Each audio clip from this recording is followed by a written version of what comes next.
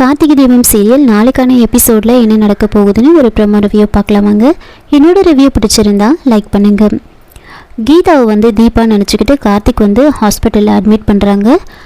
ஆக்சுவலாக கீதா பார்த்தீங்கன்னா Geetha group of கம்பெனிஸோட owner. அவங்களுக்கு கான்ஷியஸ் வந்ததுமே எந்திரிச்சு பார்க்குறாங்க. யார் நம்மளை ஹாஸ்பிட்டலில் அட்மிட் பண்ணது அப்படின்னு யோசிச்சுக்கிட்டு பார்த்துட்டு இருக்க நர்ஸ் அங்கே வராங்க. நர்ஸ் கிட்ட ஆமாம் என்னை யார் இங்கே அட்மிட் பண்ணது, போலீஸா அப்படின்னு கேட்க, போலீஸ்லாம் இல்லை மேடம், உங்களோட ஹஸ்பண்ட் தான் அட்மிட் பண்ணார் அப்படின்னு சொன்னதுமே, வாட் ஹஸ்பண்டா, what nonsense you are talking அப்படின்னு சொல்லி கோவப்பட அப்போது கார்த்திக் உள்ளே வராரு. கார்த்திகை பார்த்ததுமே வந்துட்டு, என்ன சார் இது ஹஸ்பண்ட்னு சொல்லி நீங்கள் வந்து என்னை அட்மிட் பண்ணியிருக்கீங்க, என்ன நினச்சிட்ருக்கீங்க நீங்கள், எதுக்காக நீங்கள் அப்படி சொல்லி என்னை அட்மிட் பண்ணீங்க அப்படின்னு கேட்க, கார்த்திக்கு ஒன்றுமே புரியல.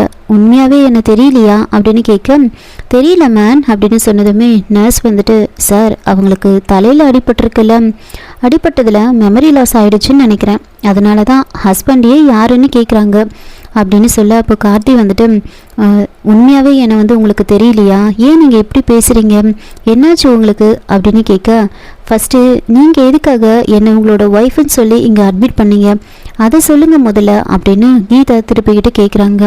அப்போது கார்த்திக்கு என்ன பண்ணுறதுனே புரியல, அப்படியே பார்த்துக்கிட்டே இருக்காங்க.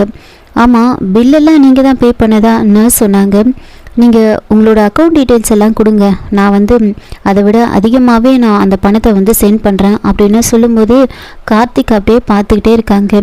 சரி சொல்லுங்கள், எதுக்காக என்னோடய ஹஸ்பண்ட்னு சொல்லி இங்கே அட்மிட் பண்ணீங்க, ஓஹோ எனக்கு புரியுது, இப்போது நீங்கள் ஹஸ்பண்ட்னு சொன்னால் மட்டும்தான் அடுத்ததான் என்ன ட்ரீட்மெண்ட் பண்ணணுமோ பண்ணுவாங்க, அப்படி இல்லைன்னா நீ யார் என்ன அப்படின்னு எல்லாத்தையும் கேட்டுட்ருப்பாங்க, அதுக்காக தானே இப்படி பண்ணீங்க, பொண்டாட்டின்னு சொல்லிட்டா அடுத்து எந்த கேள்வியுமே இருக்காது, அதுக்காக தானே பண்ணீங்க அப்படின்னு கேட்டுட்ருக்காங்க. கார்த்திக்கு இப்படிலாம் பேசுறதை பார்த்து அப்படியே நின்றுட்டுருக்காரு. இதோட இந்த ப்ரோமோ வந்து முடிச்சிருக்காங்க. என்னோட ரிவ்யூ பிடிச்சிருந்தா லைக் பண்ணுங்கள், மறக்காமல் சப்ஸ்கிரைப் பண்ணுங்கள். தேங்க்யூ.